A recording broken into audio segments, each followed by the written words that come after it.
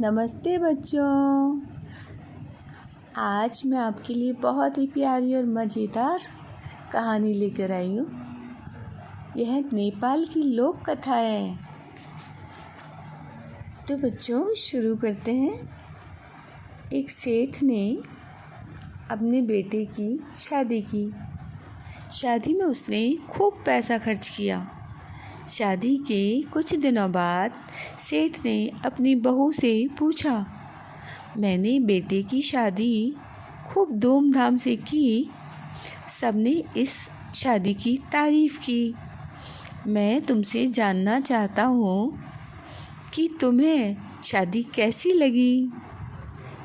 इस बात पर बहू बोली, शादी तो ठीक ही की, पर आपने चंद रुपए ही तो खर्च किए।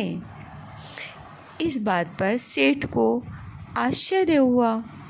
सेठ ने सोचा, बहू की बुद्धि भ्रष्ट हो गई है। मैंने तो शादी में खूब धन खर्च किया था और यह कहती है कि ज़्यादा खर्च नहीं किया है। कुछ दिनों बाद सेठ अपने बेटे बहू के साथ एक शादी में जा रहा था। बाजार में लोग एक आदमी की लाश को लेकर शमशान जा रहे थे।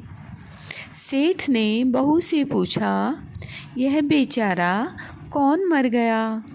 बहू बोली, पिताजी, एक आदमी नहीं मरा, सैकड़ों मर गए। सेठ को फिर लगा कि उसकी बहू पागल हो गई है। रास्ते में उन्हें खेत में मजदूर काम करते दिखे। सेठ ने खेत में जाकर कहा, देखो मजदूरों ने कितनी मेहनत से लहलहाती फसल तैयार की है। मुझे तो लगता है इस साल खूब कमाई होगी। बहू ने कहा, पिताजी, मजदूर पिछले साल की फसल कर रहे हैं या इस साल की? इस बात पर सेठ को गुस्सा आ गया। सेठ ने कहा, तू मूर्ख है क्या? खेती तो ये इसी साल के लिए तैयार कर रहे हैं।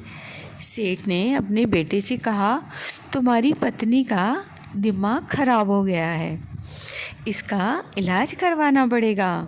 बेटा बोला, पिताजी ऐसी बात नहीं है, इसकी हर बात में कोई ना कोई मतलब छुपा रहता है। सेठ ने पूछा, वह कैसे? बेटा बोला, इसने लाश को देखकर कहा कि सैकड़ों लोग मर गए हैं। यह इसलिए कहा कि वह आदमी एक मील का मालिक था और उसके मरने पर कई लोग बेरोजगार हो गए हैं और भूखों मरने की नौबत आ गई है। सेठ ने कहा, पिछले साल की फसल उगा रहे हैं या इस साल की, इसका क्या मतलब है? बेटा बोला, पिताजी, किसान के सिर पर हर साल कर्ज चढ़ता जाता है, इसलिए मेरी पत्नी ने कहा इस साल का कर्ज उतारने के लिए मेहनत कर रहे हैं या पिछले साल का कर्ज उतारने के लिए। सेठ ने कहा, यह सब तो ठीक है, पर बहू यह क्यों बोली कि शादी में ज़्यादा खर्च नहीं किया? बेटा बोला, पिताजी, शादी की मुख्य ज़रूरतों पर तो कुछ रुपए ही खर्च हुए और अधिकांश आपने दिखावे पर खर्च किया, इसलिए मेरी पत्नी ने कहा कि शादी तो चंद रुपयों में ही निपट गई। सेठ को अब यकीन हो गया था कि उसकी बहू मूर्ख नहीं बल्कि बहुत समझदार है। हाँ तो बच्चों, आपको ये कहानी कैसी लगी और आपको किस तरह की कहानियाँ सुनना अच्छा लगता है, मुझे कमेंट्स करके ज़रूर बताएं। आप लोग अपना नाम और आप कहाँ से हो ये ज़रूर बताएं। Thank you. Bye bye.